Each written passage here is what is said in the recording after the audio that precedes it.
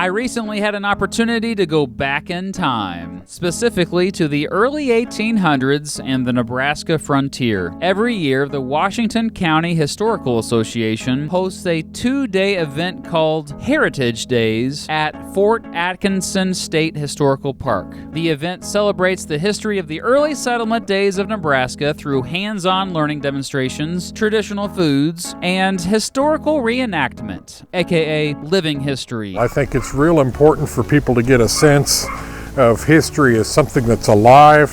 When they come up here, they can get the sights, the sounds, the smells. You know, they can smell the fire, smell the food cooking. They can see and feel the texture of the trade goods and the furs, and they can look and hear what it was like going on, camp noises in the background. What we try to interpret is the day-to-day life of the average citizen who was here. When you're in a classroom and you read so often, because they have to teach so much in a limited time period, you're reading about the important decision makers and the people who made things happen. And what this is a slice of life about someone who just was living every day, just like we are, trying to make a go of it in the 1820s. Fort Atkinson was the first United States military post west of the Missouri River. The United States picked the location for the fort based on the recommendation of explorer William Clark.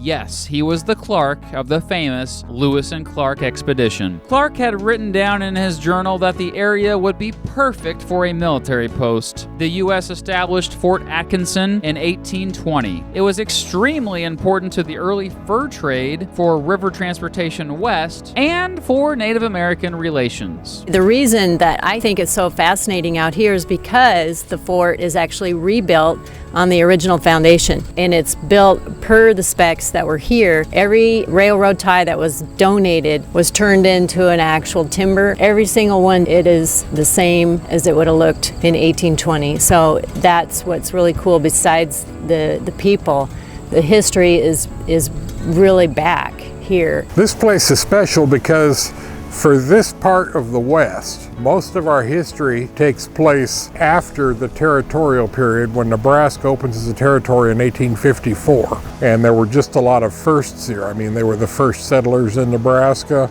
They had the first cattle herd in Nebraska. They had the first farms in Nebraska. When we come out here on a weekend, that first weekend of every month, we actually try to live like they did at that time. You know, like our camp that I have here. There is nothing showing in our camp that they wouldn't have had during that time.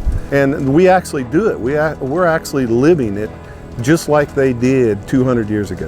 When I came out here first time, I was nervous. I didn't know anybody except Wade, and I came out here and everybody knew my name, which kind of threw me off, but everybody knows everybody. We actually stay on site.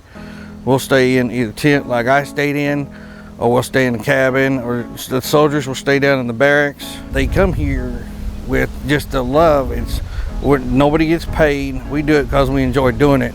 Other people pay to go out to vacations, to fancy places. We love here because it's like a hobby and a passion for us. I think I bring a little bit from being in this for 30 years and some of the stuff that I've experienced, bring to this group my expertise, and then they bring to me their expertise, and so we kind of just fit and mesh. It's a great group to be involved with, and it's more the camaraderie and stuff. It kind of makes you appreciate what you have today by coming and reliving the way that they did it at that time. At the fort's peak, almost a quarter of the country's standing army resided there. However, the U.S. government abandoned the fort in 1827, just 7 years after it opened. The army had opened up a new fort further south called Fort Leavenworth, and it shifted its resources there. So it didn't need Fort Atkinson anymore. Fort Leavenworth, by the way, still exists today and continues to be an important military installation. Meanwhile, farmers had taken over the area that used to be Fort Atkinson. Flash forward to 1961, and the locals began a huge push to preserve and restore the area. Soon after, the Nebraska Game and Parks Commission bought the land, and during a period of around 20 years, completed reconstruction of the fort. Today, the place is one of the best kept historical parks in the country.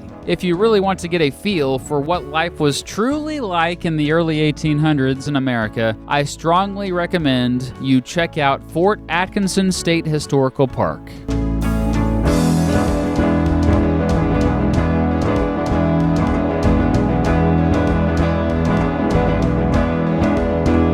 Thank you to the Friends of Fort Atkinson for helping me as I produced that video. That was a lot of fun, filming live on location, interviewing people, acting like I was a journalist again, like I used to be. Speaking of that, what do you think of this format? Do you like this format? I rarely have videos like this, but I would like to do more of them. Hey, do you participate in historical reenactments or living history? Let me know in the comments below. I'm curious to see how that has been going for you. Supreme Court Briefs returns next week.